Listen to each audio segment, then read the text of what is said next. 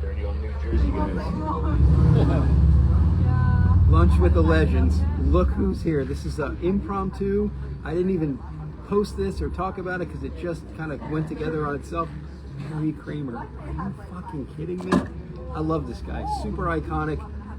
Been following his career since day, well, you started way before me, but A long time ago. But I love him, and one of the nicest people you'll ever meet in your life. I'm so glad I could do this. This one's right here in the heart. I can't wait. And here's a funny bit of trivia. I only drink one day a year, on my birthday, which was in July, right? But I missed it. But when you talk to Harry KRAMER, you better have one. Espresso martini for me, black and tan for him. Who knows what could happen in this podcast? This podcast is brought to you by the New Jersey BMX Hall of Fame. Spring 2025, we're going to go into Teaneck, New Jersey. We're going to have a massive event. It's going to be like a rock concert. So if you're interested in helping and support that, please reach out to me, bmxlegendsforever@yahoo.com. Marty Boaster's on. What's up, Marty? Holly Dunn's watching. Of course, Holly Dunn's watching. It's my factory rider. All right, so anyway. Factory sponsored. Exactly. I'm a factory novice. We'll talk about that. Anyway. No, she is. Yeah. She's not a novice. Oh, either. that's true. That's true. All right. Anyway, New Jersey BMX Hall of Fame, spring 2025, Teaneck, New Jersey. bmxlegendsforever@yahoo.com if you want to help out. On with the show. Impromptu. God damn, I love this guy. Anyway, I got friends that I work with in the entertainment business. Who are you interviewing tomorrow? Harry KRAMER. No way. PK Ripper, the same guy? I go, yeah. Get me an autograph. That's what they say. I got an autograph from him for this. How good is this? If you guys haven't gotten this yet, reach out to Dennis Dane. Incredible. When he was 14. You need that. Yeah, you need that. Super bit of history. Also, we got merchandise, right? What do they call that? A senseless plug? Or what is it? What's the name? Shameless plug. Shameless plug. There we go. Bam. I got one of them for him because he's iconic. Anyway, Lunch with Legends merchandise, hats, shirts. Reach out to me. Let's start the show. Harry fucking KRAMER. Please, thank you for joining. You're welcome. Oh, my God. You're welcome. Oh. Greetings, everybody. We're over here at Hennessy's in Carlsbad Village, having a good time. You see the blue sky, the palm trees. Yep. Look at everybody. Look at it. Holly's. Look at Marty over there trying to make the move on Holly, huh? All right, so Perry, we start the show, and thank you for joining. Thank you for being part of the show. I can't remember any part of my BMX career in the early beginnings without you in the magazines and you at the track and seeing you and all that. And then we have a history after that. But can you tell us, because I always start the show the same way, what's your first remembrance of a bike, any kind of bike that you were riding? Well, my first, it actually wasn't even just my bike. It was my cousin's bike. That I learned to ride on. Wow. Yeah, it was. She had just a Schwinn Stingray, would step through little girl's purple Schwinn Stingray. Okay. She didn't ride it much, and I just got on that thing and started riding it. What year was that? I don't know. I was Come on. young. Come on. Well, it was in the 60s. Okay. Yeah, it was probably 65 or something like that. 60, I wasn't even born yet. Well, not too many people that are watching were born when I was around, but I mean, yeah, it was maybe a little bit later, 67, 68, I don't know, Amazing though, right? Yeah, but then after that, I wanted to go out and, get my own bike, and I wanted a Schwinn Stingray.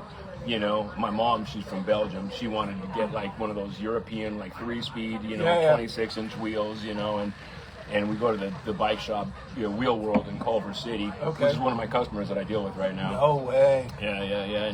And she's like, just get this bike. I'm like, no, I want that Stingray, right? And she's like, you can't go anywhere on that bike. I go, I can, I swear. So describe the Stingray to us. Did it have a shifter? Did it have a... Well, the first one I got, because we didn't have all that much money and stuff like that. It wasn't actually a Schwinn Stingray. It was a Kent, right? Nice. It was a Kent Stingray. Okay.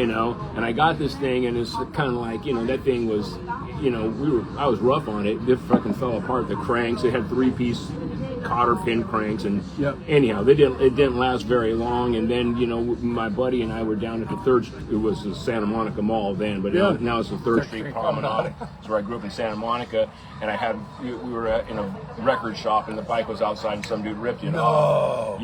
So then I had to get a little bit of money, and my parents matched it. Then I got the Schwinn Stingray. Okay. And then I remember, because that was like an expensive bike, and then I took it and then immediately cut the that had a banana seat and with a rear, what do they call it, the sissy bar back Yeah, behind. yeah, Had yeah. a little, it cut the sissy bar off and welded.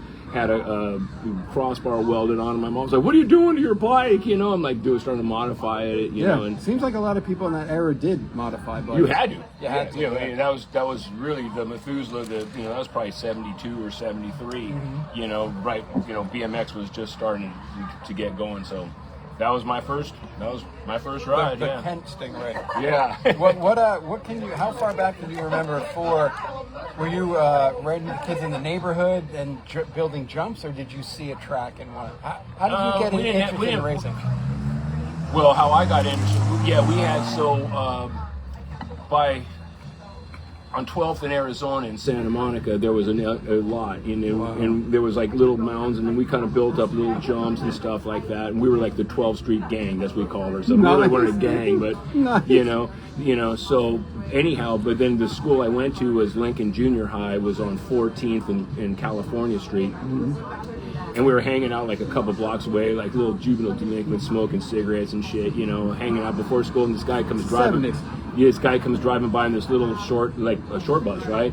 And he's driving the thing, and he looks out. He goes, "Hey, you guys race those bikes?" We're like, "Yeah, we got a track right down the street," And he goes, "No, I mean real races, organized races." And we're like, "Well, but by your sentence structure, I can tell you who said that. What are those?" Yeah. So, and it was Ron Mackler. Okay. Yeah, it was Ron Mackler that ran Palms Park. Like, he said to us, said, "Hey," and he challenged us too. He said, we run races every Thursday night. If you think you're good enough, come down and try yourself out. And that next Thursday they were starting a race series, and we went there. Wow! And we realized that we needed a ways to go. So do you remember who was there? Was there any? Oh yeah. Okay, go for it. Oh yeah. Well, the dude, the dude was John Pofferman. Johnny Pofferman. I mean, he's Santa Monica. I already knew about him. Just growing up in Santa Monica. Okay. But I mean, he was the shit. He was out there. He was the loudest guy there. Fastest, gnarly. Rode for Rick's Bike Shop, which was like the team of outlaws, right? Mm-hmm. Tom Lund was there racing too. Wow. And then we would go there and we would ride up, on Thursday nights. We would just ride our bikes up, from Santa Monica. It was in West LA, Palms, in the city of Palms, right? That's where Palms Park is. And Stewart, he was just starting to race too, and he would drive over from Whittier, and he had a Ford Pinto, him and his buddy Bobby Watts, which they were both super cool guys, right? And we would go jumping before the races, like we'd go down the railroad tracks and hit jumps and shit like that, and then come and race. And this was 70 what? 74. 74. This is 1970, right at the beginning of 1974. So unbelievable. Yeah, early days of racing. Okay, so really, I thought it would have been Scott that would have. So it wasn't. Was Scott Palms? No, Scott was Bums, right? Scott's track was Bums. Long Beach. Yeah, in Long Beach. Yeah. So does Palms predate Bums? Who really knows, right? Who predates who? True. There's no internet to tell you. They say that Ron Mackler, before he died, he said that he ran some races as far back as 1969 at Palms Park. And Palms Park wasn't really a track. Palms Park was just a park, and you raced through the park. Your starting line and your finish line was the exact same. Okay. It was just a little pathway down there. There was no starting gate or anything. No jumps, or is there a little bit? There was kind of a little natural jump. You kind of, he started with a flashlight. He'd line you up, and he'd sit there and he'd look at you and he'd, go, okay, I don't want to see anybody jump at the start. Now wait for me to, and then he'd flash the light on and go, peel out. That was his thing, peel out.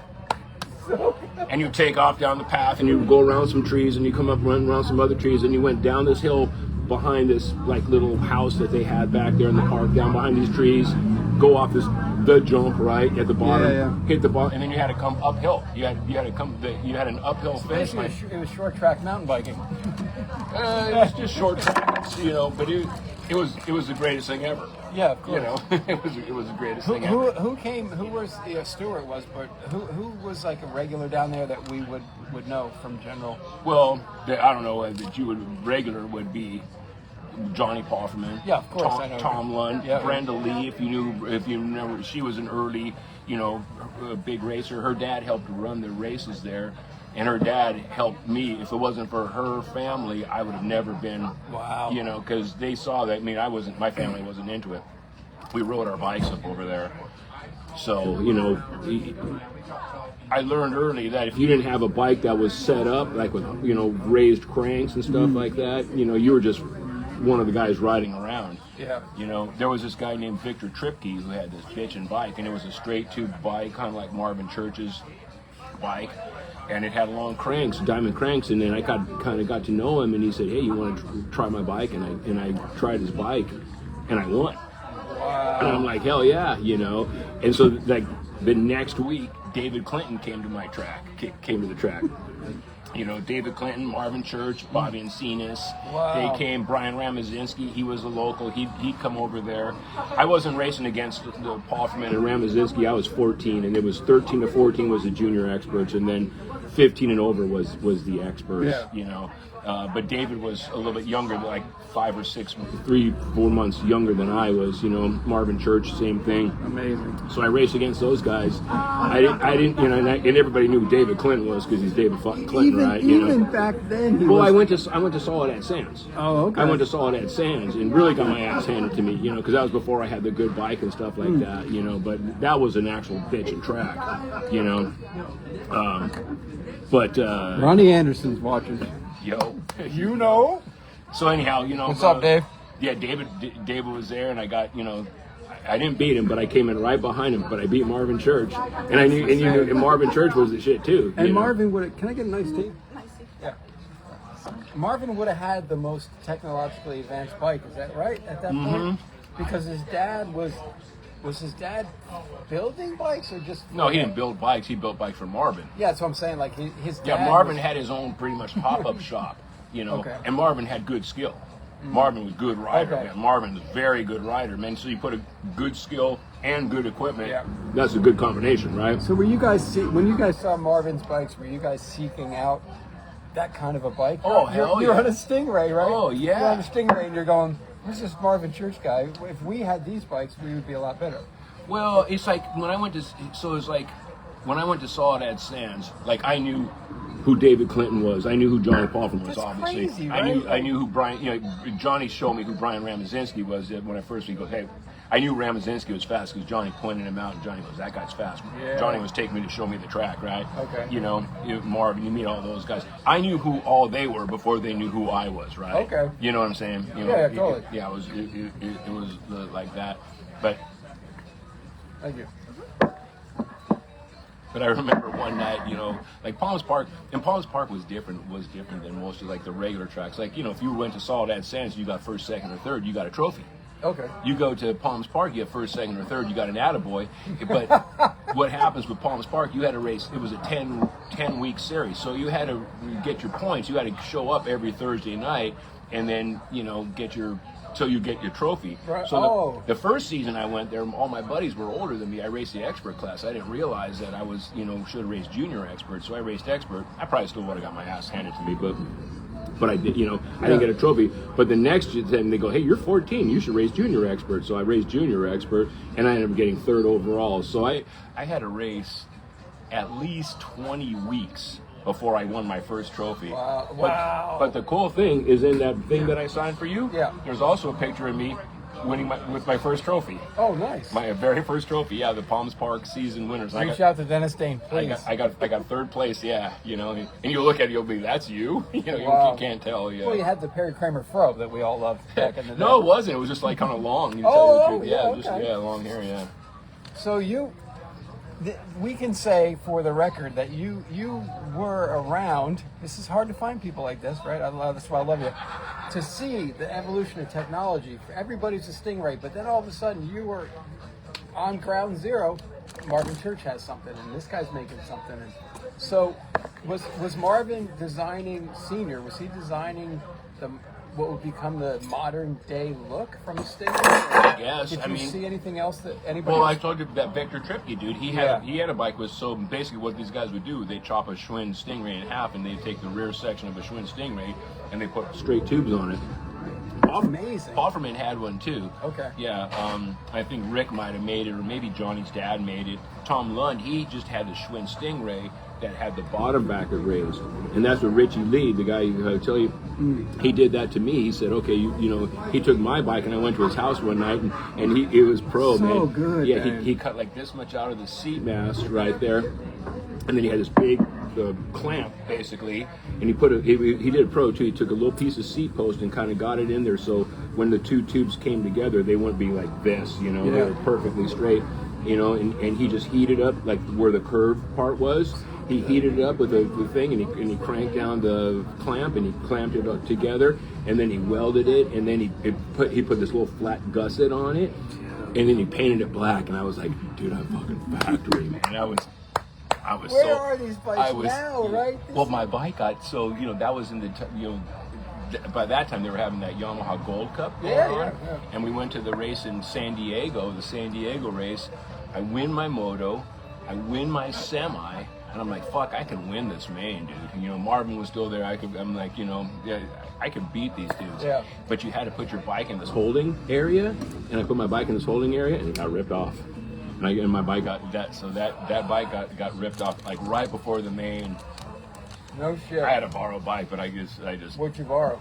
One of Classic Stingray or something? No, it was actually a good bike, but it was Marvin's buddy, but he was raising the expert class, and the experts had to do 2 laps, so that he had this bike geared super hard for the 2 laps. Yeah. That's my excuse anyhow, you know. But what's funny is Marvin never took it upon himself to mass produce something, right? Like, if you think about it, he's one-offing in his garage these custom, official, first ever modernish kind of technology, but... Well, right after that, at the Yamaha Gold Cup, the team that Rick Marvin was on, and Johnny Poffman and Tom Lund, was Rick's Bike Shop. Yeah. And they got Webco, and Webco made a frame, you know. And I love that Webco bike. And these guys showed up. I was on the Dirt Master team at that time, okay. You know, and we're at the race, and Rick Toomey, Rick's Bike Shop, he had this bitchin' red van, you know, and he pulls in, that van's all like polished and bitchin' looking, and then this black Cadillac falls right behind him. And that was Skip Hess. No one knew Skip Hess at the time. But so those guys came out, and then they had their bikes, and they had sheets over them and stuff like that. You know, and we're looking like, what's going on over here? Yeah. And then they unveiled them, and I saw, come on, dude, it had yellow Webco frames with Motomag wheels, and we were like, we were just like, oh my god, I love it, man. This is ridiculous, so good. Yeah, to imagine showing up to 2025 race with a sheet over your bike. Everybody like, what? Yeah. It'd be like, look, you goon, get the sheet off of there. But then it was just like, oh magical times, man. Yeah, exactly. Yeah, I told the story. I was speaking with Hank Russ this morning. He was on Thruster for a while, and he saw you come through KRAMER. And we talked about, like, what was it like for an East Coast guy coming up, really good competitive guy, G District, you know, plate holder, to come, and all of a sudden here comes the Schwinn factory, and here comes the SE, and you guys come out like fucking superheroes with the bikes and the gear, and as a New Jersey guy, you're like, what the fuck are these aliens, right? And then here's the question I want to ask you, because I talked about it with him today. Let's talk about I want to go back to Dirt Masters, but the 2-pedal start. So when you guys came through in the Schwinn Tour, 78-ish, the guys on the East Coast didn't know what a 2-pedal start was. Do you remember, can you recall, was it Stanley Robinson? Who was the first guy? Nobody knows. Nobody knows? Nobody knows who the first when guy did you make the switch? What year? When I started getting beat out of the gate, you know, kind of, it was, I think the first time I actually ever did it was in a semi-main, in an ABA race, actually, at Amarillo, Texas. It was a big race. I remember the spread of the starting gates. Yeah. I think it might have even been the main, because it was pretty, you know, angled, steep angled gate. But I remember seeing guys do it. I'm like, oh, I'm gonna fucking try it, and I got a hole shot. And, no shit. Yeah, I didn't hole shot with the main, but I got, you know, but that's the first time I can remember doing it. But I used to do it kind of before. I used to like on flat gate, just have my foot on the ground, and when he would have the cancel cage, riders ready, pedals ready, I'd step on the pedal and then go. It wasn't like early, like push off, you know, and then try to get a push off. Do you remember, because I was talking to some East Coast guys where you could run the gate, like you could start back and sprint towards it and try and time it. And then they said, no, here's the new rule. Ernie maybe came up with this rule. You got to have your wheel on the gate. So there were people on the East Coast trying to run it, sprint it, and time it right. That's badass. Can you imagine today? Well, they couldn't today with the starting gates, but I'm going to sprint back here about 20 feet just to time this thing. What could happen? That would be I insane. never saw anybody go Attack it? I never saw anybody do that. Okay. Yeah, I mean, they might have slingshot it, Okay. but not 20 feet. It's like maybe like... Well, not 20 feet. Yeah, I'm yeah, you exaggerating. pull back and come up and over. A But little espresso martini kicking. Maybe I'm over-exaggerating. So let's go back to Dirtmaster, because I'm very interested, and so are a bunch of other people watching this. Like, wasn't Dirtmaster one of the first big iconic teams as far as... It was, and I was just lucky enough. I mean, you know, they were kind of local from Palms Park. You know. Oh, wow. Well, Mike Devitt was the guy behind it, and he had a partner at that time, Bob Phillips. You know, but Mike was one of the... He went out to the early races, to the Palms Park, Soledad Sands, Malibu. I never raced. What was he going out for? For Dirtmasters, or just because he's... Yeah, he always had some business interests. He had a company named Bikeette. Oh, wow. Which it was early, and it was, you know, selling some bike parts and stuff. And so they made like handlebars, and they made gas tanks, and they made Nice. you know, number plates, you know, and this was kind of a kit that you could fix to make your bike a BMX bike. Yeah. So, you know, I just knew it as a team. I didn't even know what dirt. You know, we really didn't. There was not a Dirtmaster really product. Yeah, it's good because they never made a frame, right? Yeah, I remember even at Rick's Bike Shop. Other than Rick's Bike Shop made frames for their team. Oh, no shit. He didn't even have a bike shop. He just named it Rick's Bike Shop because his name was Rick. No shit, I didn't know that. Yeah, exactly right. But that was, you know, there was other teams too. There was like Matthews Motocross, that Scott was kind of in charge of, and then there was, I forget, there was Northern California had a team named Silver Shield, you know. Oh, cool. You Matthews was pretty big, right? Yeah. As far as they made frames and they made bikes, right? They did, yeah. They made some stuff. But anyhow, Dirtmaster was just basically I was getting good. I didn't go to that first Yamaha Gold Cup at Birmingham, Alabama, because Birmingham High School, Birmingham, Alabama. What an idiot! Yeah, I didn't go to that because I literally didn't have a ride to go to Van Nuys, right? I would have taken that probably 5 at the time. But they were getting ready to go to the Northern California Yamaha Gold Cup, and I was at Palms Park that Thursday night, and they were going in. And Mike Devitt, you know, it's kind of, I'm starting to get good, you know, and I think I did good in the races, and I'm hanging out with these guys, you know, and Mike just goes, hey, you want to go with us to Northern California? I'm like, yeah, yeah. So I go, you know, I go with him to Northern California, you know, and we get to the race in the morning we're going out to practice, and Mike Devitt goes, you want to wear this jersey? Nice. I'm like, oh, yes. Oh, my God. I couldn't believe it. You made it, right? That was it. I got a Dirtmaster jersey, and that was when I got on the team. Who were your teammates? At that time, Tom Lund, he was the shit. Sure. Stewart was getting on the team. Brian Ramazinski was already on the team. Okay. But I didn't know him really yet. I knew of him, but I didn't know him. He didn't go. He like won that first race, right? So he didn't have to go. Once you qualified, you qualified. Yes, right? I was reading about that. He didn't have to go. Dirt Clod, Robbie O'Hare. Okay. He was on the team. Bobby Watts, which was Stu's buddy, Bobby Watts was badass. was also on the team, and Brenda Lee. Okay. That was the team. So you rode, what was your bike on Dirtmasters then? It would have been It was a Schwinn Stingray. It was that Schwinn Stingray that Richie Lee, you know, but it got ripped off, you know, at the Gold Cup. So for the Gold Cup finals, Mike Devitt talked to this guy Tommy Kamafuji, and they were starting Dan Gurney BMX. Check this out. So they gave me this bike. It's a monoshock, right? But it was a monoshock without a front suspension. The bottom bracket was like this high, right? It was such ridiculous geometry. So Richie Lee. This was at the time when they were, you know, because 6.5-inch cranks was the longest that you could get, was a Schwinn diamond crank. But these guys were like Marvin's dad and Richie Lee. They started like cutting cranks, and they take 2 cranks together to make a 7 or 7.5-inch crank. So Richie goes, I had my bike was so high, he made 8-inch cranks for me. That's a 200-millimeter crank, right? Right. Okay, some more iced tea? Yeah, sure. Thank you. So I get this bike with this, like, you know, 8-inch crank on it right there. 200 millimeters. Yeah, you know, and I won my moto, won my semi, but I ended up getting fifth in the main. And this is at Birmingham. No, this was at Coliseum. A Coliseum. This was nice. this. Oh, Yeah, this yeah, was. of course, infamous photo. I was saying, if you were at Corona on 200s, you might have had a good chance. It's a lot of leverage at Corona. No, I would have been retired. I raced that bike at Yarnell Street. It was horrible, man. It just had bad geometry, but it was okay on a flat track. I have a burning question, right? So no one really talks about this, but there was an era of shocks, but you guys were building custom Stingrays, but you weren't adding shocks. So how did shocks play into the landscape of here's you building custom Stingrays, but you guys never added shocks?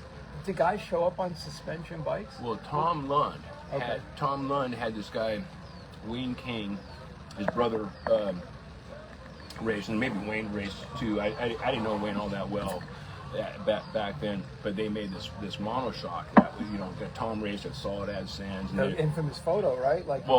Infamous photo, Solid Ad, and Yarnell Street's the infamous photo, right? Like all tucked back and all that, good, you know. And but that bike jumped real well. Like we go to the Danny's after we raced at Castaic, and they had this jump out back. We'd all try Tom's bike on it, and that monoshock bike just jumped super. But were you ever interested in riding a monoshock bike? Not racing it, Okay. Although so when my bike got stolen at the Yamaha Gold Cup, my dad, he complained. He got in touch with Yamaha and said, "Hey, he made my son put his bike in this holding pit, and his bike got ripped up." So they were promoting the Yamaha motorbike. So they gave me a Yamaha motorbike, and I raced it one time. And it pretty much fell apart after that. But I did good. I raced at Saddleback. Scott ran this pro race in November of '74.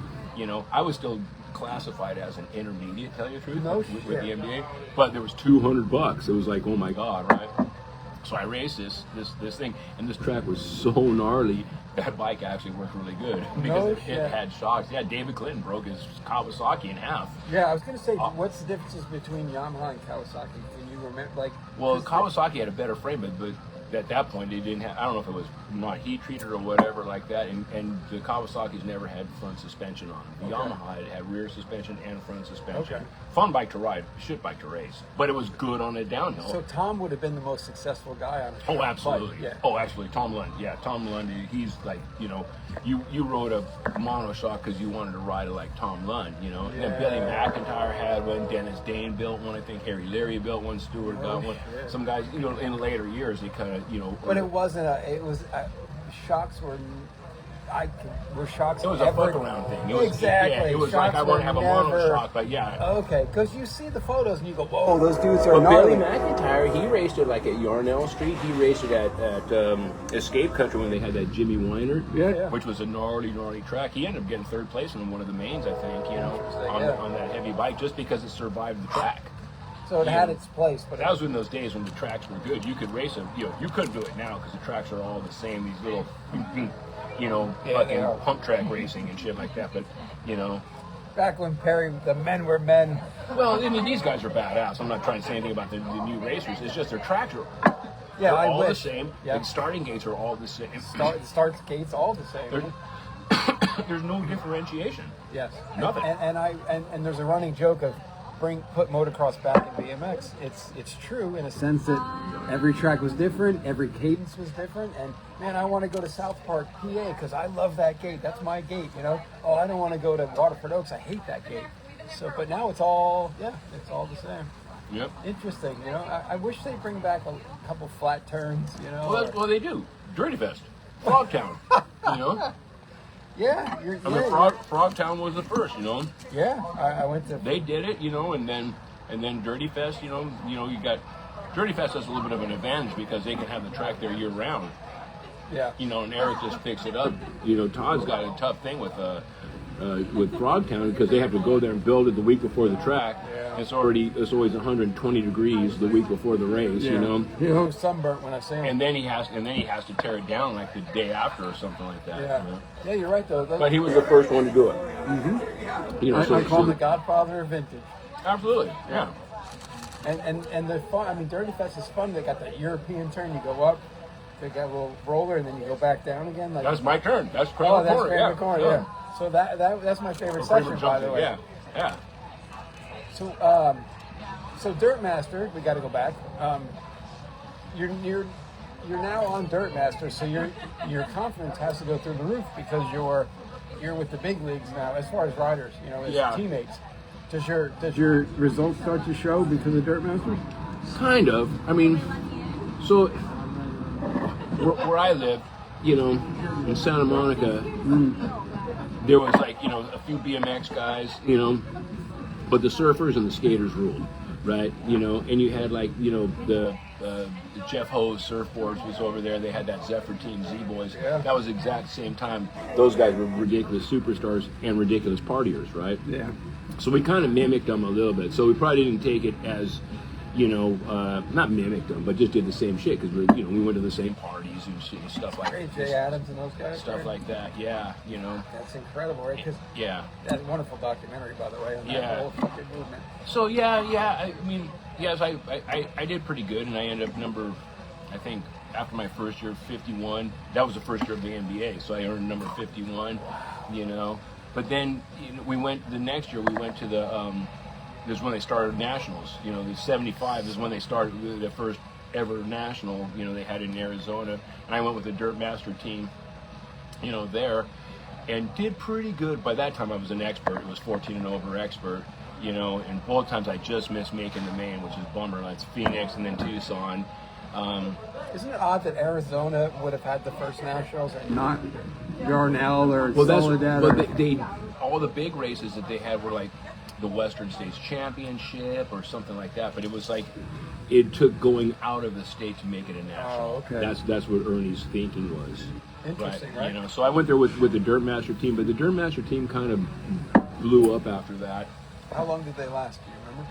Well, I think mid '75 is when I was on the team like at that nationals, but a little bit after that nationals. Like the guy who owned it at that time was Bob Phillips, and he had this big motorhome, and basically we had to go and clean his motorhome and do all this shit. And Dirt Clod, my buddy, got in a fight with him, and he kicked Dirt Clod off the team. So I said, "Oh, F you," and I quit the team too. Okay. And then like a week later, these guys got brand new Redline squareback frames. I was like, damn it. If I'd only not been a jerk for a week. But I rode for Paul Ferman's dad after that for Motorcycles Unlimited, and did pretty good. But and then they were kind of getting out of the BMX stuff. So it was kind of, I was just like trying to get my way to the races. You wore the jersey at the reunion. I wore that T-shirt. I wore the Motorcycles Unlimited in honor of Johnny. Yeah, because he's my hero. Johnny Pofferman is the shit. I was sitting with Mark Rink that night. We were like, "Here comes Johnny. He's gonna lay it down." Well, that family too. Like when Richie Lee kind of stopped going to the races, and the Poffermans would go. So that's why I rode for the dad. So I would go out with that family. So that family also kept. If it wasn't for Richie Lee, the Pofferman family, they kind of were like surrogate family, BMX race families, right? So I owe just, so much to those guys. Yeah, John's just such a wild dude. Oh, he's a great dude. And his younger brother, Peter, he was one of my best friends. He was in my grade. We hung out together. Oh, Johnny cool. was a grade older, so. So what happens after Dirt Masters disbands? You rode for Johnny's dad. I rode for Johnny's dad, and that's when teams started happening. Like Webco team came out, the Watson brothers came out, Rick Collins, they had the team, and then later Stu got on, Botima got on. Webco was my first dream bike. My neighbor had one, and I go, "What is this thing?" Because I was on a fat seat that's an MX. I had fenders and the wide bars, and I'm like, "What is this? What is this Webco?" It was my first dream bike. For sure. It was probably everybody's first. That was my first. Well, I had the. Excuse me for talking with my mouth. Move my beer out the way. The gurney was the first. Was probably the first. And that was the first gurney. I raced the first ever gurney. Come on. That was it. Yeah, it was. Yeah. Whoa. Then they came out in '75 with a rigid frame, which I wish I would have had, but. So you rode a gurney shock bike. That's it. That's what they gave me. I rode the first. That was the first ever one. They gave it to Mike Devitt, and Mike Devitt gave it to me, and I raced it at the Yamaha Gold Still Cup. got it, right? Yeah, sure. I have no idea what happened to that bike. But anyhow, but I do not have it now. You know, but the first, you know, real bitchin' bike was, you know, in the like February of 1975. With the Dirt Master team, we got brown Webcos with gold Moto Mags. So they were like, that was our team, brown and gold. So I remember, yeah. My neighbor did have like a weird brown. It was, well, you probably it's a team bike, but it was red or something. Because Webcos, I can't remember what the color was. Well, these were painted for us. Yeah, you were team riders, of course, yeah. Yeah, we were. Yeah, we brown. You couldn't get rid of the brown most of your career. I know. I had brown with Dirt Master, then brown with SE. Yeah. But that was my first. I got a full race bike. Other than put this part on, put that part on. What'd you think of the bike? Oh, dude, I was over the moon, man. I was so happy with that bike. You know. I did good on that bike too, man. There's some gurneys floating around in the car. Not the gurney. This was on the Webco, you know. Webco, okay. But the Webco didn't last. That bike broke. You know. I mean, it's like I rode the gurney enough to realize I didn't want to race that thing at Yarnell Street. Who was your team manager at Webco? Well, I wasn't on Webco. I was on, you know. Well, Gurney was Dirt Master, but it was Bob Phillips was the owner. Then, you know, I didn't really have a team. There was no team manager. Okay. There's nobody was a fucking team manager. I mean, just, you know, but, you know, rode for Paul Freeman's dad. And then I wanted to get on the Shimano team. That was at the end of 75.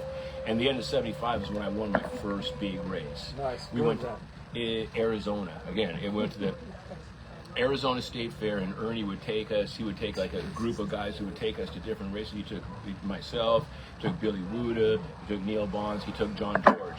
You know, dude, icons. And we went there, and I beat John George, and that was a big thing. That was a big thing back then. Yeah. Was he Canoga then, or was he Mongoose? He was still Canoga. Right? He was still red. Yeah, that was. Yeah, I'll tell you Mongoose thing. But I wanted to get on. Actually, I think he was Shimano at that time. Wow. Yeah, the Shimano team was him, Bobby Encinas, Neil Bonds, and Byron. Nice. Maybe Eric Richter might have gone on the team or something like that too, but that's the team I wanted to be on. So I wrote up like a Shimano T-shirt and stuff like that, and they're like, "We got enough guys, you know." And I'm beating some of these dudes, right? You know, I mean, it's not just, you know, you know. But I didn't get on, and then I wanted to get on, you know, some factory teams like, you know, Webco wasn't bringing anybody on, DG, you know, well, Webco was still, Stewart and Botima and Skiba at the time. The Watson brothers had hung it up. What a team that was, by the way. Oh yeah. Botima, Skiba, and Stewart. Jesus. Yeah. Well, it was before that. It was Rick Collins and the Watson brothers. Okay. Watson brothers, nobody better than Jimmy Watson.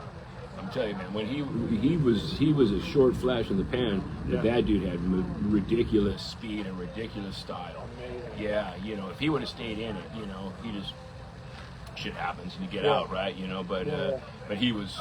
You talk about natural talent. Wow. That guy had ridiculous natural talent. But anyhow, so basically at the beginning of '76, I'm telling myself, okay, this is it. I'm either going to make it or I'm going to have to do something different, right? In '76, you're telling yourself this. Well, you know, because I needed to get sponsored, right? Sure, you but know? like in reality, though, you're like looking at the career you had, and you're like in '76, you're like, I don't know. Well, it's pretty much what it was. But so finally, Ernie decided to sponsor myself and Ted Gilmetti. Nice. You know, and like I got Skip was already giving me Mongoose frames and parts and shit like that. Okay. You know, but he didn't have a team yet. What? You know, Skip didn't have a team yet. You know, so I got the Mongoose frames, and then Ernie got so I got all like Shimano wheels and Shimano Durace cranks and you know hubs and stuff like that. And Ted was the same thing, but Ted had Suzuki. So Ted was on a Suzuki, and I was on the Mongoose. Right, you know, so. What did you think of that Mongoose? Oh, dude, well, I already was riding it. I already loved it, okay. Man. You know, so. But when the first race I did for NBA was the '76 Winter Nationals in Arizona, and I won the Open class and I won the Trophy Dash. So that was my, you know, so Arizona, I was the shit, right? I just beat John George, you know, in '75 at the Arizona State Fair. Who was in that Trophy Dash? Well, Neil Bonds was in it. So the Trophy Dash basically was You know how trophy dash works? Sure, absolutely. That's why I'm excited. You had to win your class, and then you got into the trophy dash. So I Which won was technically the overall winner of the day. of the race because you're beating all the guys. So I remember Neil Bonds was in there, and Ricardo Pedrosa was in there, and he was a fast dude out of San Diego. Tinker was probably in it. Brian Lewis was probably in it. Denny Davidow. Those guys would win the younger classes. Yeah. You know, like I won a few trophy dashes, and I saw one like Kevin Ridling. You know, was in there because he won like a 60 over novice. You know, at one race that I won. So you know, you had the winners.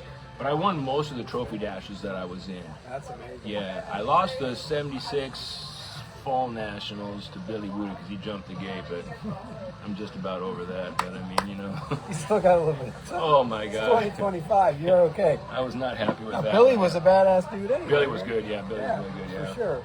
He was in, they got one of the Yamaha Gold Cups. I remember seeing him as on the podium. I was like, who's that dude? He had the long surfer hair. He won San Diego. Yeah. He won the novice class, and he just moved, but then he turned 14, I think it was, because he was like a half year younger than me. You know, so I was I forget what it was, but he won the novice class. He was anything but a novice class. Yeah. But this Yamaha Gold Cup only had 3 classes: novice, junior, and expert. And it was based on your age, your height, and your weight.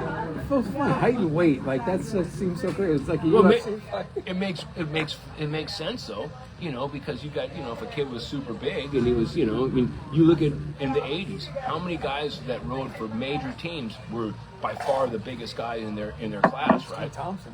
Well, Stu Thompson was always a top class. Sure. But I'm talking about 10-year-olds or 8 or 11-year-olds or 12-year-olds, guys that were like, you know, like Rod Beckery. You know, we picked him up. You know, he was 13 years old. We go to the national. You know, he's 13. He's already, you know, is my height or even bigger. Yeah. You know, I mean, he just wasted those dudes. You know, I mean, Rod was a great rider. You know, but he was also big and strong. Yeah, you yeah, know? 100%. So it makes sense that, you know, to qualify. You know, it was age, weight, and in your height. You think we should bring it back? I'm just kidding. Well, it wouldn't hurt, you know. Yeah. You know. Sure. Take a glass of water too when you get a chance. Yeah. That's interesting. So bring me on. So your first, you get, at this point, you're almost on Mongoose, right? You're on the bike. So I'm on the bike. I'm sponsored. I mean, it's like, then I go on tour, right? You know, so Ernie's organizing the first NBA tour, right? And I get invited. Yeah, I get invited to go along, and Skip paid I think like $600 or $800. Thank you very much, you know, for me to go along. We didn't have any jerseys, so Skip's wife at the time, Liz, she went into like one of those stores like where you get like a soccer jersey, you know, where you get jerseys for like a youth sports. So she bought 2 soccer jerseys that were short sleeve, little V-necks, and they had it had my name on it, and in the back it said KRAMER BMX Products, and it had a Mongoose patch on it. So that was so good. So I was really the first. Technically, Tinker was pretty much sponsored at that time too, but Tinker was riding with a jersey that said Spirit of '76. Yes, I remember. With a Mongoose thing on it. That's what Tinker wore. What was That was it, you know, and so we were technically the first 2 fully sponsored guys by Mongoose, and then after the that tour was done with the Fall Nationals that Billy would have beat me in, that I'm still, you know. He jumped the gate, right? He jumped the dirty bastard. But that's when they broke out, and I can send you a photo. There's a photo of Tinker, Neil Bonds, and myself standing there wearing the new uniforms. Wow. Yeah, that was the first. So that was the first ever Mongoose team. Was Tinker Juarez, Neil Bonds, and myself. So what was the difference between BMX Products and Mongoose? Because the jerseys technically said BMX Products. They weren't Mongoose jerseys, but you had a Mongoose patch. Well, the BMX Products was the name of Skip's company. Okay, which encompassed. It was basically his frames, you know, his parts, his complete bikes. It was BMX Products Incorporated. Yeah. Mongoose was the name of the frame. The bike. So the frame, it was named the frame. Yeah, you know, so. Okay, because you often wonder that. You're like, that's a Mongoose factory guy, but it doesn't say Mongoose. Well, the patch does, the patch, and we also had a patch that said Motovag. Yes. You know. That's amazing. So you're one of the first ever. The first ever. The first ever. The first ever. Yeah, not one of them. I would say, well, okay, with Tinker. Tinker, with Tinker, yeah. Top you know, two. Yeah, but Look, Perry's such a competitor. He doesn't even want to lose in the fucking. No, hold on. You gotta do some fact checking. I love the competitiveness in you. I see. Well, let's call Tinker and figure this out right away. So when did you? What were your thoughts on the first Moto mag? Because you had this. Were you like, this is like this? No, it was the first thought was like I told you when I saw that unveiling. So the unveiling was the first time anybody ever saw a Motomag. I was there to witness it, other than what the Rick Spike Shop. They didn't ask. Did they ask anybody to test them or anything? Or that's Hoffman. Okay. The Rick Spike Shop. They were the testers. You know. It's insane that Rick didn't have a shop. He just said he had a shop. They were the baddest ass. But they were the badass, and they were given products by companies without even having a shop. It really wasn't. There wasn't any companies. They kind of talked to these guys. These guys started the company, and they'd all ask Rick, "Well, what should we do? What should we do?" That's Rick's so the fucking badass, guru, man. right? Yeah, Rick's the guru, right? I wish he was still alive. I talked to him. Oh yeah. And Johnny, was the baddest of all. Oh yeah, and they had Tom Lund. At one time, David Clinton rode for Rick Spike Shop. So good. When he was on Rick Spike Shop, nobody touched him, man. Nobody touched him. Marvin Church was on there. You know, I mean, Doug Takahashi and Cenas was on it for a little while. You know, I mean, but actually, it wasn't like companies went to them. It's like they helped start the companies. Yes. Redline. When the whole Mongoose thing happened, I'm not Mongoose, Webco, because really Rick Spike Shop was the Webco team, but Chuck Robinson goes to Darwin over at Webco and says, hey, listen. Or not Darwin, it was, I think, Camp. It was maybe Darwin says, or Camp, but anyhow, Chuck, says, hey, listen, the team that you're riding your bike that's promoting your stuff is named Rick's Bike Shop. I'll have a Webco team. Well, that's okay. So Chuck went over there, and those guys were pissed. They thought like Chuck Robinson kind of backstabbed them and stole their team, right? Well, that's why I asked you who your team manager was, because I was thinking it was Chuck for a split second, right? It was Chuck. Yeah, Chuck was when it was the actual Webco team. Sure. Chuck brought it on. Crazy Chuck would go on to do. But then, what he did, right? Yes. PG, so then. All right, there's all, Redline, Lynn Cashin comes out with a fork, right?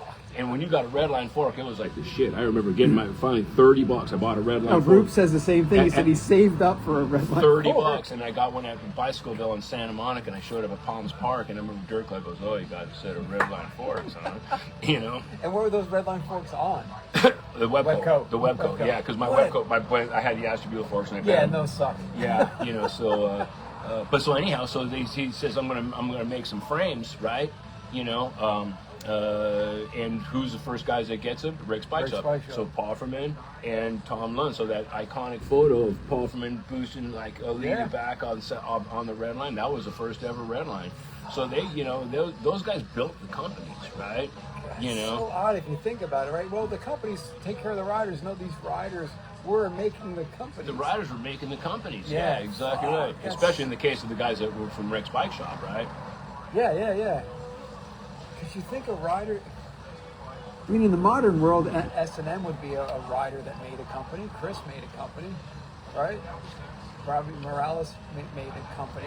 Scott was the first. Understandably, Scott was the first rider-owned company, before any of those. I'm thinking in a modern world, how would that compare? And there's a couple people, but Scott was.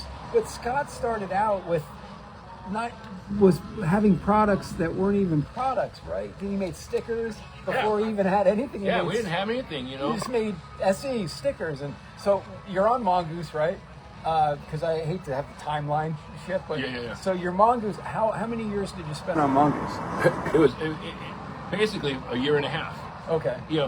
That's insane. I wanted this major, sponsor for a long time. Finally, get this major sponsor, but then the next year, '77, I kind of had an off year, and that was the year I graduated high school. And like I say, we was in Santa Monica, a lot of parties and shit like that.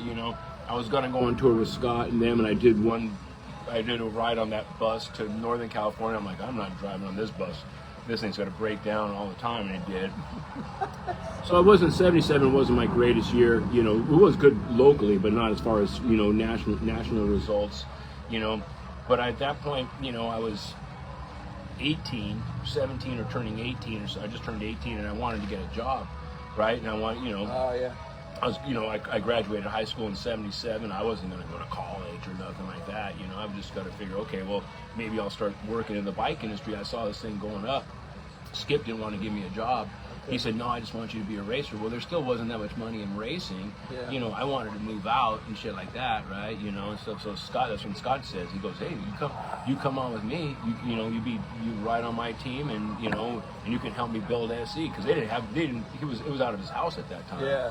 So, you know, kind of like an idiot, I said yes, right? You know. Yeah, but I mean, I remember telling Skip, and Skip's like, you're doing what?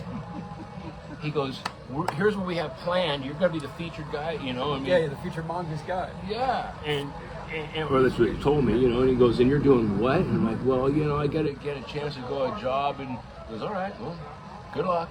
Yeah, yeah. And I remember thinking to myself when I left, I'm like, what did I just do?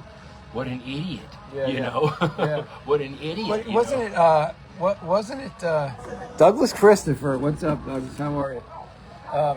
Yeah, so wasn't it Rad Products at Charlie Gnarly before it was like? No, it was always SE. It was always SE. It was always SE. Charlie Gnarly was just, His offshoot little. Scott used to write stuff for Osborne's. Right, yeah, and he would yeah. write like Charlie Gnarly. And he did one story about going to Charlie Gnarly's training camp, and he included me in it. It was basically based on one day he came up to ride my trails. You know, by his trails, these were actually downhill in the Santa Monica Mountains on our BMX bike. He came up, Billy McIntyre was there, Dirk Claude was there, Byron was there. Nice. You know, and we rode there, and Scott made this thing like, hey, Charlie Gnarly's secret training gotcha. camp. Because he had a. So he already was talking about Charlie Gnarly, but Okay. no, SE kind of started. And when I got on, like, I was still racing my mongoose. Stu was racing the mongoose, you That's know. so cool. Yeah, you know, and we didn't have any frames, and I broke the mongoose on tour, and I built up a Race Incorporated bike, which I really liked, actually. And, Was that your first? So. that was my first aluminum bike. Yeah, that's what I'm saying. That was my first aluminum bike. Do you think the Race Inc. inspired the PK Ripper for being aluminum? Or you Well, it just- did. They built it. Okay. Yeah. I mean, These are secrets nobody knows, Perry. they all know it. Yeah, the ass end's the exact same. Okay. But that's pretty cool, though. So you break a mongoose, you try a Race Inc., you like it, and it becomes your signature bike Well, for decades. no, not yet. I mean, it basically, it was different geometry. It had more laid back seat posts, and so no, that bike didn't turn into mine. Actually, later that year in '78, the first two real SE frames that came out was the JU6 for Jeff Utterback. Yeah. That's the frame that turned into the PK Ripper, and then there was a shorter bike called the BD3, which was a Brighthop Development 3. Like, that's the third bike that I designed, right? That Scott designed. Oh, that's pretty cool. You know, but when that JU6 came out, I was on a roll, right? You know, I mean, the first race that thing came out was the ABA, one of the first ever ABA Nationals ever in California, the ABA Fall Nationals, when they started doing $1,000 pro purses. And we went up there, and I remember I drove up, and Rod just got on the team. We drove up, and I won the pro class and the trophy dash on the JU6. You know, Stewart was there. I don't know if he was riding the JU6. Utterback was there. He rode the JU6. No STR1 yet. No. Nice. It was the STR, and that pissed Stewart off because, I mean, you know, here it was like he's the fucking guy on the team. No matter what role you're on, he's Stu fucking Thompson, right? So, you know, but that bike was, you know, had all these intricate bends and tubies and shit like that. So, you know, I think Stu might have been riding one. I rode one. Jeff rode one for sure. Rod, same exact size as me, you know, at that time. He's 13 years old. He rode the frame that was even shorter, the BD3. And he won on it. He didn't give a shit. Yeah, I always saw... Rod could ride anything and win. But it was like, that was Rod's first time on the team. And if you look at Rod sitting on bikes, he always was banging his knees on the bars. Always. He was always so good, man. And I have a great Rod story. Everyone's got great Rod stories. At the end of his life, I went to a national event tour, and he was riding at his SQ gear on his clean, and he knew he had his problems with pneumonia and stuff. And I said, Rod, what's going on, man? He goes, you know, Salami, I'm just going to ride this thing till the wheels fall off. And I was like, that's like kind of last time I talked to him. I was like, dude, that's how he went out. And my mind was, I'm going to ride until I'm gone. And I was like, that's so cool. But he always had, his bikes were always immaculate, right? Perfect. And it was so big of a kid how did he ride those small But things? he rode so good. Yeah. He just missed getting the Hall of Fame.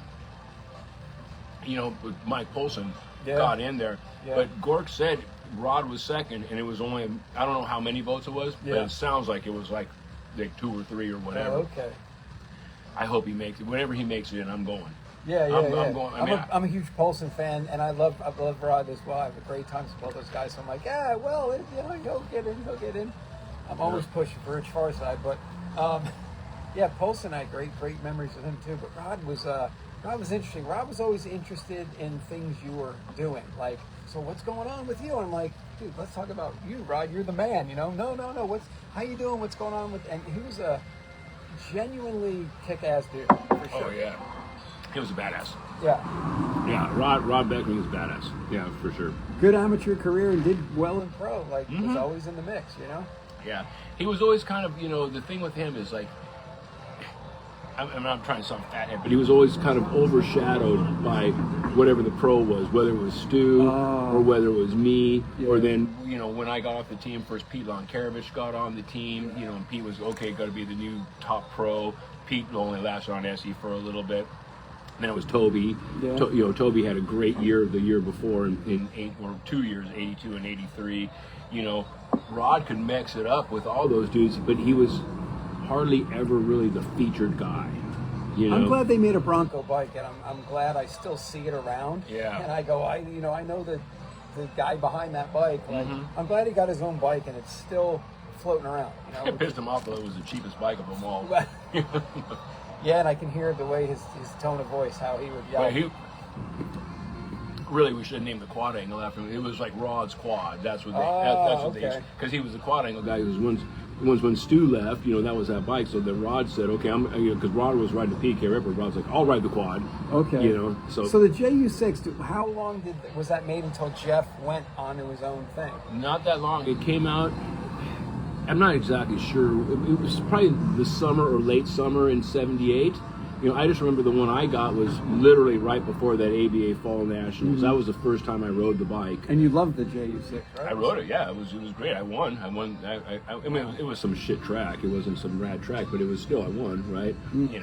I got first. John George got second. Brent Patterson got third. That's a good first, second, and third in my book. I'd take that any day.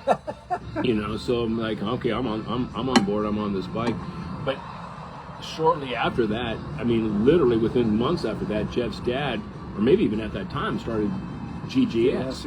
Yeah. And Jeff's a family guy, man. Him and his dad, that's another family that helped me out very much. When I got an SE, I basically kind of lived at their house for a few months. Yeah. You had a good support system. They were great, man. They were phenomenal. His whole family, his mom's so sweet, his brother Scotty. They were just cool people, man. And Jeff, he's a great dude, right? So thank you, Utterbacks. Nice. But Jeff was, really loyal to his family. So he's like, hey, my family's gonna have a company. I gotta be the guy to ride for him. So Jeff left, and then we're like, okay, now the bike's yours. We added the gusset up front, and then I remember just sitting around one night at Scott's and we're like, okay, what's it gonna be? And I was, like I said, I was a little bit on a tear, and Byron was like, dude, you're the Ripper. Like Byron tagged me with that No one. shit. So Byron Friday, he tagged me, yeah. Tagged you as the PK Ripper. Well, he tagged me as a Ripper, and we're sitting around one night, we're smoking weed and shit. Like, it happens, it's the 70s. At the, still happens. But I mean, but anyhow, we're like, the Pro Ripper model, and Scott was going to say it. Scott goes, what about PK Ripper? And we're like, oh, yeah. And that was it. We named the PK Ripper. What year? That was the beginning of 1979. So this bike came out like in fall. I won the Fall Nationals. And so it came out. So the first race in 79 was the first big race was the NBA Winter Nationals in Las Vegas. And I won that. I won the pro class and I won the trophy dash there. And then later that year I won the pro class at the Jag World Championships, and Stu won a national on the, I won 2 nationals that year, and then you need 2 nationals nowadays, like, 2 nationals. Back then you had like 6 nationals in a whole year, right? True, yeah. It wasn't not like, a weekend. Yeah. So it was good. So the bike just took off, and plus it had the the flowable tubing. It looked heavy. It was light. Yeah.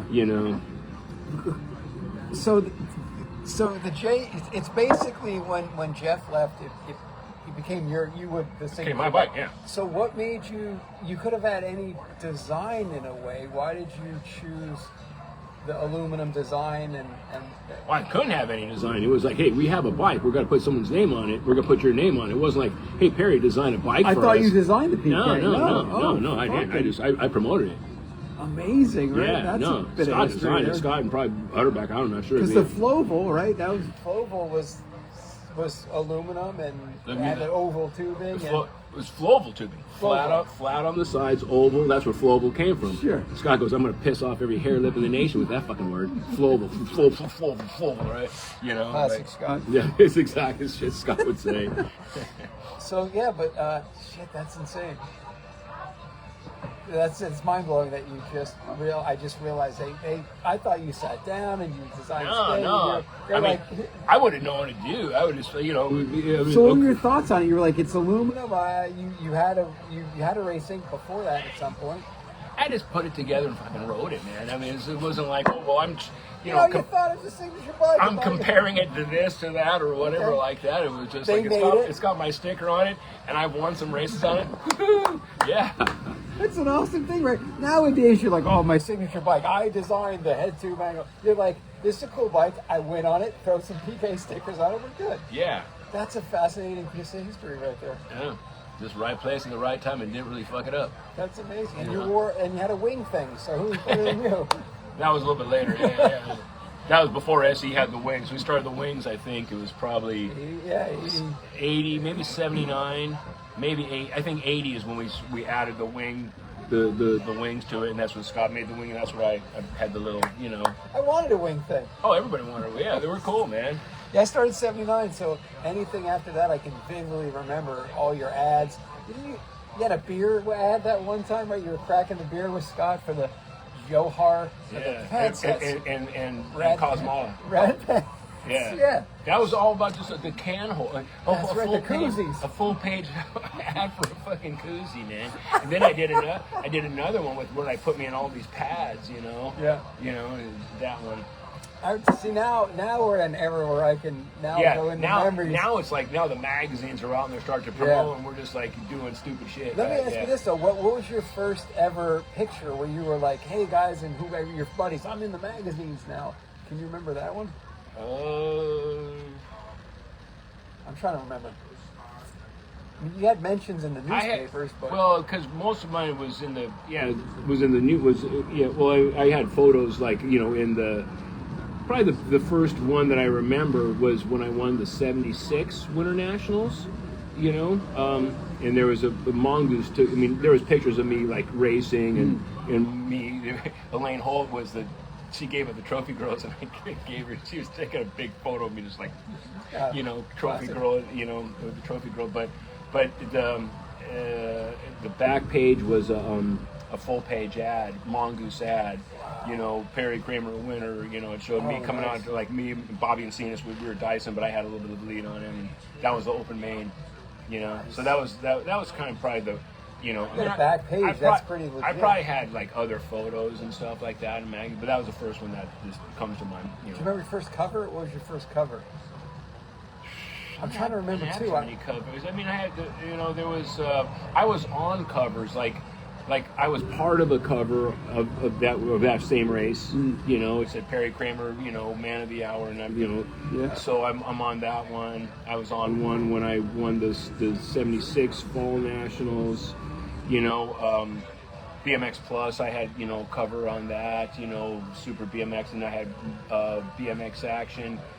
It was a cover of me, Scott, and R.L. Osborne. All like diving into this turn. I remember that one too. I didn't get a lot of covers. I wasn't as, super stylish as, let's say, like. Here's a picture Johnny of you. Kaufman I vividly remember a photo of you. No style at all, but I remembered it because it looked so badass. And I'm gonna send it to you, and it's hard to explain, but you were just jumping. You had a cool mask on, and tough wheels on. And remember, you used to run one tough in the front too, didn't you? Yeah. What? Tell me what's going on with that. So why didn't you ever run a pair?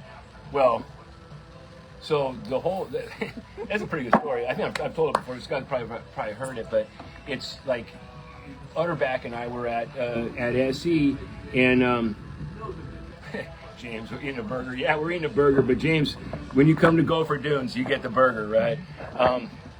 Anyhow, so Jeff and I are jumping out these jumps out in back of SE, and I get a flat front tire. So I go back, and Scott had an FMF with yellow tough wheels on it, right? So I just, instead of like changing the tire, I just stole the wheel off his bike and put it on my bike. I was kind of lazy when it came in time to, do my bike and shit like that. So that next weekend is the ABA, the first ABA Winter Nationals, 78, So I still had the bike, the yellow tough wheel. I'm like, oh fuck it, I'll leave it on. So I leave it on. We go to the races, and this is a pretty long track, and I was in the same motor with Brent Patterson, right? He was really fast out of the gate, 77, 78. So I'm behind him, but I'm down the second to last straightaway. In 2 motos, I passed him on that straightaway because it was long. I had pretty good endurance, right? Yeah.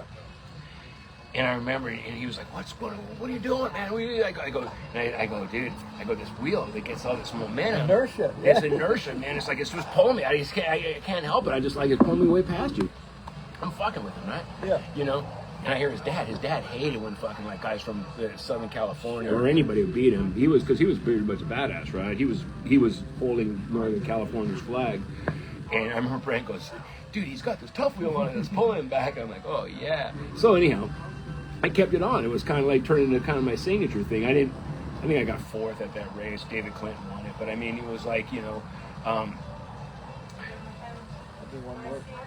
I'll one more of these. You may have sparked something in his deep psyche, because then he watched Richie on Tufts. This was so sick. well, no, but I'm saying, like, yeah, but yeah. he's experiencing it with you. Well, he rode him he rode, but he didn't run until they were graphite. So anyhow, so these were tough ones. These were the original tough ones, not even the tough 2s.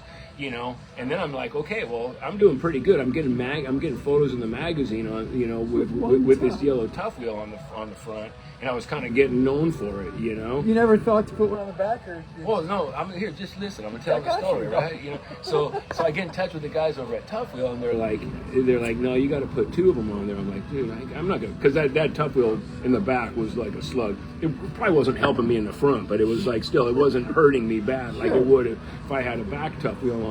So anyhow, so they come out with the Tough 2. So Chuck Robin calls me and goes, hey, we got this, these Tough Wheel 2s are going to be lighter and stiffer, and so I get them on and I put them on, and I won a couple of races. I did pretty good. I didn't win. I got second at Watsonville. I won Oklahoma on them, the NBA Shawnee National. But then, when you start not winning or maybe not even making a main or something like that, and then you have like these, dads say, dude, if you ever got off Tough Wheels, you'd kick the shit out of everybody. So I'm okay. The guys at Beaver's Bicycles out there in Tarzana, he made me laced a pair of Araya rims with Campy track hubs on it, So anyhow, so I get that and I start winning. I win some race. I don't know. It wasn't a big race, but I won some race on it, And this was getting towards the end of the year, and then the guys from Tough Wheel call me back, and they say, hey, we're ready to come out with these graphite wheels. We want you to see if you'd come back on with us and race them. And I was like, well, they're going to be lighter and stiffer. I said, well, yeah, but your hubs still suck. Yeah. And he goes, well, what hubs do you want? We'll put any hubs in. That's why they had Campy hubs, because of that wheel set that Beaver's Bicycles built for me. I go, well, Campy hubs. He goes, okay, we'll put Campy track hubs in there. So that's when they got the hubs, and then I went to that race in Indiana, the World Championships, the JAG, race, and I won the pro class on Tough Wheels. It was a black bike with black. People didn't know they were graphite. They're like, "How'd you win them with the Tough Wheels?" Yeah. But the graphites were a lot better. They still weren't as good as aluminum rim, but it was better. Yeah. But they were trick. It was kind of, I was the Tough Wheel dude. Yeah. Do you remember that it was an ad where everybody was kind of not in their own uniforms, but you guys were jumping in a pair, Stewart and Greg? Were you part of that whole time? Yeah. It was Stewart, Greg, me, and Jeff Utterback. And Greg, he left the team, I think, or was that a Dirt Masters? No, that was the first ever brown and tan Yes. SE jersey. Greg still might have been on the team at that time, or he might have been just getting ready to leave, or because I got on and then he only stayed on the team for a little bit, and then he got off, and he went to Schwinn. But he rode that SE jersey in that ad. But it was at the Runway skate park. We had a track over there. Thank you. Am I gonna grab the plate out of there? Sure. Yeah, because as a kid, I'm like, oh, I don't see any distinctive emblems or logos, but it was such a badass picture of you guys. Oh, we did so many times. It was just a huge long tabletop with a big lip on it. We would just get going as fast as we could. And you could leave it for a little bit so I'm talking and Thank you. Yeah, we had a bunch of them for that. That was such a I was just getting into the sport about that time, and I was like, yeah, man, that's such a cool, everybody's close, and yeah, that was a badass. We did so many photos of that. You know? It was great. Yeah, I've seen some varying ones come in, but there's that one iconic one. I think Stu's out in front, and I'm like, it was always cool. It was going to be Stu, because I figured Stu was probably the best jumper. Then Greg was a good jumper too, and then then it was just me, and then because I was a pro, and then Utterback behind us. Nice. So that was kind of. What's your run on this? Because you got your PK Ripper now in our timeline. You spent how many years on SC on the first run? Well, because you went back after Race Inc., correct? Only for one race. Oh, okay. Only really for one race. So it was basically, SC was 78, 79, 81, 82.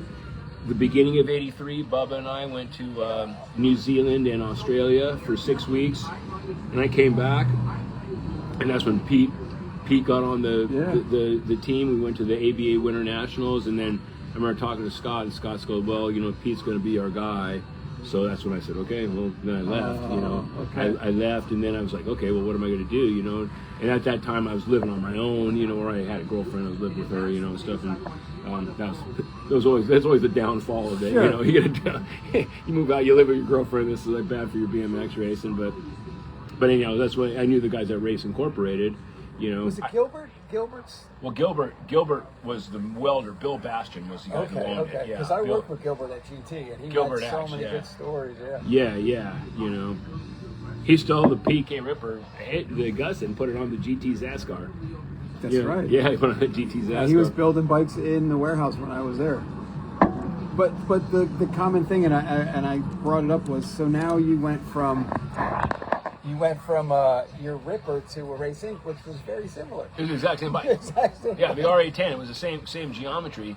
That's it. I kind of wanted to try something different, to tell you the truth. Yeah. I'm like, okay, at that point I was kind of, okay, I think this could be a little bit longer, and stuff like that. So, that was, at that point, and then I could have, started designing a frame or whatever like that, but it was like Bill Bastian, he was just like, he just wanted, okay, we got it. No, they just want to make what they got. They didn't want to start changing shit around, you know. And you said that you're racing, and this is, before we even started this interview, I was like, man, I want to talk about the Racing here. I remember like 1 or 2 photos of you, because I was like, Racing, wait a minute, because you're so synonymous with SE and and even Dirt Masters. But I was like, Racing, holy cow! And you said that's about a season or so.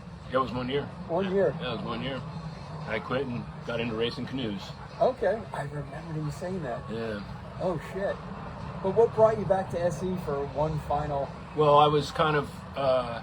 I was doing just different jobs and shit like that to work, and I was working in the kind of entertainment industry, like as a production assist or electrician's assistant or whatever, prop assistant, fuck that, man. Those I'm people, there. It's brutal. Well, I mean, and especially at that time, you had people that, like a cameraman who's just. They live in this whacked out fucking world, right? And you gotta, and as a production assistant, I had to be there with all the goods at like 5:30 in the morning, and if I got home before 8:30 at night, and I'm just like, and you got like $1.25 a day for that, which was okay money back then, but not for the amount of hours you work. Yeah. My days now are 12s to 14s every day. Like people go, you didn't call me back. Call me this weekend when you're off. No, I'm not off weekends. Yeah. And I don't have a 9 to 5 where at 5 I'm done and I just go home. It's 10 to 10, 9 to 10 every day. And I love it. It's fun, but I'm glad we're talking. I had a half a day today. Yeah. It's beautiful. So anyhow, Mike Devitt, would always call me and say, hey, if you want to come down and work a few days a week, and I said, okay, I'll let you know. And so there was a few, I didn't have anything scheduled for, I came down and, went to FC and, because that's how I started. We would call guys up, I'd call guys, Scott would call guys, Stu would ship it out. That was back in the early days. It was great, Now it's kind of transferred to a bigger place. Todd Huffman's working there. Steve Bemke was working there for a little while. Fred Blood was working there for a little bit, So okay, I went back over there and did that for a few days, and then they were going to this race in Northern California. I'm like, I'll go there and race. So I got another SE, Wow. gear, and I got 09 pants, and we drove the bus up there, and it broke down a few times, and then like on the way back, and this was like Toby's on the team at that point, Brian Lopes was on the team, Nice. and I remember everybody bailed, because that bus was breaking down, and we raced on a Sunday, and so it's like everybody else bailed with cars going home, so the only ones left was Scott, myself, and Lonnie Tat, and Lonnie stayed with us. So I said, I'll ride back with you guys. And Scott was kind of at that point, he was kind of burned out, and I think he was smoking the shit. Yeah. So I had to pretty much drive the whole thing. And I drove it, we're driving home, and I got up like by Magic Mountain over the grapevine, and finally, boom, we blew a rod. We pulled that thing over. That was the last that bus ever drove, right? Wow. But check this was kind of a funny story. We get there and we're just like, oh my God. And Scott knew the bus was cooked, because you heard, even he was kind of passed out, but he heard the boom, Yeah. And I pulled over and there was all the smoke and stuff like that. We still have all the bikes on the top, right? So all the guys who jumped in cars, but they didn't take their bikes and figured, Oh, wow. yeah, well, the bikes will stay with the SE. So Scott gets this brilliant idea. Scott's like, why? He goes, I tell you what, let's just light the bus on fire, and we'll call insurance, right? Oh. And I'm like, okay, what about all the guys, the bikes and shit like that? He goes, okay, well, we can't just offload the bikes and then burn it down. He goes, okay, how about this? I'll light it on fire, and while it's on fire, you go up and start throwing the bikes down. He's telling this to me. I'm like, fuck that. So nothing happened, right? Okay. Nothing happened. The bus gets towed away. I go back, I tell Mike Devitt the story, and Mike Devitt's a partner. Mike laughs. He goes, it's a funny part? He goes, we don't even have any insurance on that bus. So he would have lit everything up. Would have been unleaded, Yeah, yeah, exactly. Wow, right. back to zero. But that was the last time that bus, it got towed back to Long Beach. And that was it. And I never saw it again. Wow. I never saw it again. And that's your last competitive season.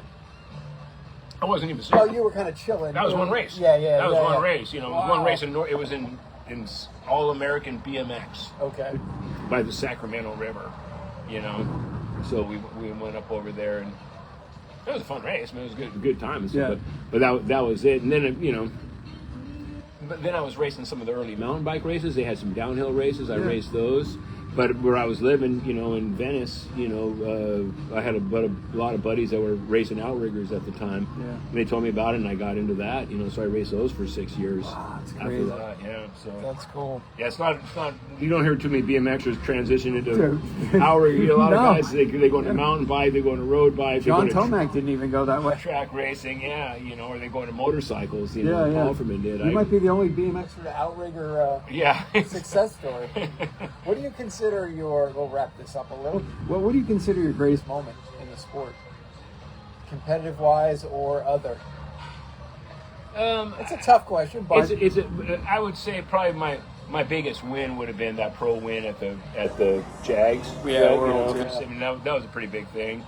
I would say in 1982, I had the KRAMER Pro School of BMX sponsored by BMX Plus, and I met a lot of kids and taught a lot of kids. First, Byron did the first tour with me, and Ted Gometti did the second tour with me.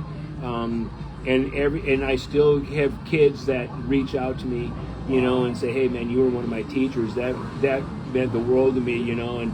Because, we would get to know them, and then that weekend at the races, hey, I saw you made it to your semi, and those kids were just so jacked. And there was a guy, and I'm not sure, do you remember a guy that rode for GT mountain biker named Jimmy Killen. Absolutely. Yeah. So he was at one of our schools in way. Bishop, and he came. I believe it's him. He came up to me and he goes, "Yeah, I was at one year. Dude, he was massively successful in mountain biking." Yeah. He goes, we were at your school and that helped me out a lot.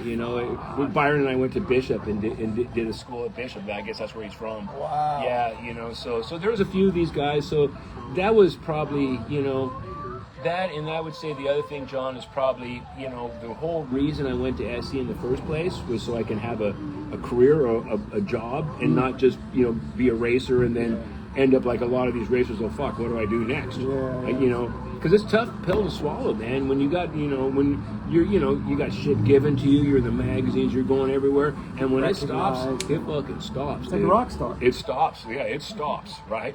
And now, okay, what do I do now, right? So it's kind of like, okay, make my transition. So Scott helped me do that. Another guy that helped me do it was Howie Cohen. He basically, he was smart, very smart guy. He had everything, bicycles. I remember going to his place once, and he goes, "How are you doing?" to the son. I go, "Well, I get on the phone and I start stumbling and I don't know where to go, and I realize I only have these guys on the phone for so long." And he goes, "Where's your desk?" I go, "It's in the same office as Scott." He goes, "Take your desk and put it in the warehouse. Separate yourself from Scott," because Scott was great. Yeah. He could get guys on there and they'd be pissed off, and next thing you know, they had a page and a half of order. He was the best. Yeah, there is this Scott Bartha thing. I'll always say, he was always nice to me. He's always had the personality. "You need anything?" And he said, "ODI grips. You need anything?" I'm like, "I'm a B pro, man. No, I want you to try it. Dude, come on." He took care of people. He had his demons, but he did take care of a lot of people, and he helped me out a lot. But it was a little intimidating being in the same room, trying to do the same. So that's what Howie told me. He goes, "Put your desk in the warehouse." So I did that. So he helped me out. So I'd say, the third thing as far as my legacy, kind of a greatest thing, would be that I turned it into a career. Towards the late '80s, I got a job working for Giant. I remember. As a rep, I lived in Mar Vista, which is just basically East Venice, right? But my territory was inland California, Arizona, Las Vegas, and New Mexico. Wow. And I took it just to get my foot in the door. I wanted to get a rep job, and then I did pretty good at that, and then got the territory down in San Diego and Orange County. That's what brought me down to Oceanside, where I still live. So. Those are probably the three biggest things. Is that I wasn't the fastest pro or the most stylish pro, but I did good. I had a good world champ. I had a good career, and I almost won the national. Number one, and number two. Ended up, pro number 4 1 year. So I was just, I won. But I won a fair amount of races, but we didn't have as many races, when I was racing it. So I'm gonna say this: maybe not in the results, but you are absolutely known as one of the coolest. Well, for sure. Well, that's another thing to be proud of. So I'm happy about that. Because I don't know anybody that's not like, no, he's cool as hell, man. Like, I don't know anybody that could say you're not. So, your inspiration for not only your bike, which still is being made today. Yeah. Right. That's incredible. From what was the first one ever? What was the date on that? The first ever Ripper was 79. 79 to 2025. Probably, I think it was February or March of 79. To 2025 still being made. That's incredible. Yeah, it's going through some changes and stuff. But there's still a PK Ripper out there. Yeah, and you know what? I still have my own model with SC. I have the Perry KRAMER PK Ripper 27.5 wheel, big wheel BMX bike, which I have the geometry, the freaking parts on it, the color and everything like that. Todd helps me, Todd Lyons. Sure. He's great at that shit, Yeah, he's great for sure. He was SE scored big time. He did too, but both of them. That was a deal that was good for both people, because without Todd, SE wouldn't have been nearly where it is right now, and without SE, Todd would have never been where he's at right now. So it was just he's just a smart guy, hell of a lot of energy. Great dude. Great. Yeah. Old roommate of mine. So. No, he's phenomenal, man. But the thing that I can wrap this up by saying is, I was at work the other day, and a friend of mine, he's about our age, and I went over to him, and he's an old school guy who grew up in the valley, and nothing to do with BMX. Maybe he raced 1 year in the 80s, and I said, how cool is my life? Perry Kramer just called me. And he looks at me and goes, Perry Kramer. I go, PK Ripper. He goes, come on, dude. Can I get an autograph? And this is a guy that raced maybe 1 year in his whole life. But your name is so synonymous. He knows what the PK Ripper bike is. More guys know the bike than they know my name. But, Sure, but yeah, sure. the racers know. That's why yeah, I said Perry Kramer called. He goes, Perry, Who I said the PK Ripper. He goes, come on, that's him? I go, Yeah. that's him. So, yeah, the coolest and still cranking out signature bikes. That's insane. Yeah. I guess that'd have to be another thing, is being good and being on a hot streak when the chance came to put my name on that bike. 'Cause Yeah. they could have put anybody's name on it. That's true. But they put mine on it. Yeah. You know. And the JU6 isn't around anymore. No. PK Ripper is. But if you have the JU6 with the JU6 stickers on it, You can retire. you're holding on to something very special, right? You know? Yeah. I mean, Yeah, I spoke to Jeff at one of the NBA reunions. Like, I got to have you on the show, man. That's a whole nother history. Yeah. And so, well, thank you so much for coming on. Thanks, man. You're the man. I got my autograph today. Iconic Perry Kramer. So I'll post this up on YouTube. That's BMX Legends Society YouTube page, Lunch with Legends. So thanks to Perry for coming out. I wanted this one for a long time. He can tell you I've been bugging him since May to do this. I was in San Diego. I said, you got to do this, please. So I thank you so much. You're iconic. We love you. Hall of Famer, icon, god of BMX. Thank you, guys. Get out there and ride. See you later.